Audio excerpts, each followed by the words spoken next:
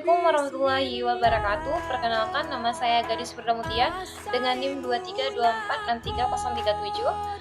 Saya dari Prodi Ilmu Administrasi Negara. Baik, saya di sini akan membahas tentang mengenal Kanun Mahkota Alam menurut TA Sakti.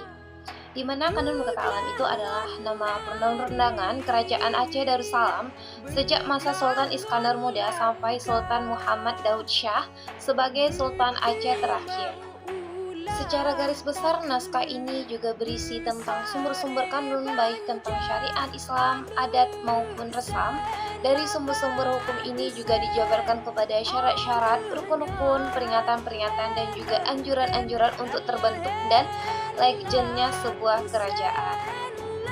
Peminat dan budaya sastra Aceh, Dr. Tengku Abdullah Sulaiman SH atau TA Sakti mengatakan sejak kehadirannya kanun ini telah berkali-kali mengalami perubahan atau amandemen yang dilakukan pemerintahan kerajaan Aceh dengan para sultan yang silih berganti.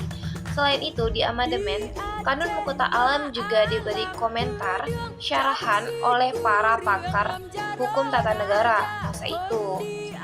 Salah seorang ahlinya yang masih dikenal namanya adalah Syed Abdullah Jamalullah alias Tengku Dimole. Bila diamati secara seksama, naskah kanun yang telah kami translitkan dari huruf Jawi ke Latin ini juga ikut dikomentari orang lainnya. Namun, namanya tidak ditemukan lagi dalam halaman-halaman naskah yang tersedia. Sakti juga mengatakan bahwa saat diperoleh di Perpustakaan Ali Hashimi Banda Aceh, naskahnya memang tidak lengkap lagi. Hanya diperoleh dari halaman 31 sampai dengan halaman 135 saja, tertulis dalam huruf Arab, Melayu, atau Askara Jawi. Biarpun tidak lengkap, namun naskah tersebut masih mengandung unsur-unsur penting sebagai sebuah undang-undang dasar suatu kerajaan.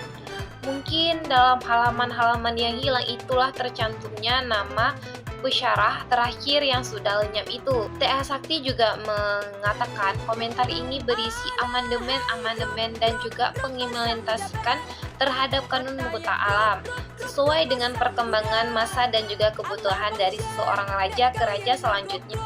Dalam komentar ini sudah terdapat penambahan-penambahan yang berupa kata-kata atau istilah-istilah kontemporer sehingga kalau dilihat secara sepintas naskah sudah dipalsukan. Tetapi kalau diteliti secara mendalam, sebagai kanun yang sudah diamandemen sudah tentu mengalami perubahan-perubahan dari masa ke masa. Demikian juga terdapat kata-kata atau istilah-istilah kenegaraan yang modern di dalamnya. Tidak lebih dari penerjemahan istilah-istilah klasik di dalam istilah-istilah kontemporer.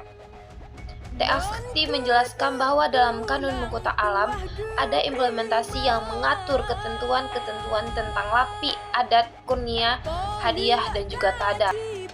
Begitu pula menjelaskan berbagai jenis barang ekspor dan impor, berbagai jenis sarana kendaraan, alat pelayaran di kala itu.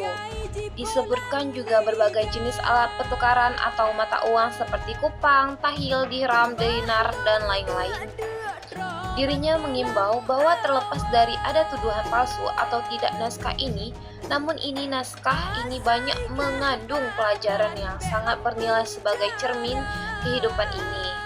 Sisi mana yang harus kita pertahankan dan kembangkan, sudut-sudut mana yang perlu kita tinjau ulang dan perbaiki, agar kita jangan salah langkah dalam menuju hari depan yang lebih cerah. Baik, hanya ini yang dapat saya sampaikan. Mohon maaf apabila ada kekurangan. Nasrul minallah wa fathul qarib wa basyiril mu'minin. Wassalamualaikum warahmatullahi wabarakatuh.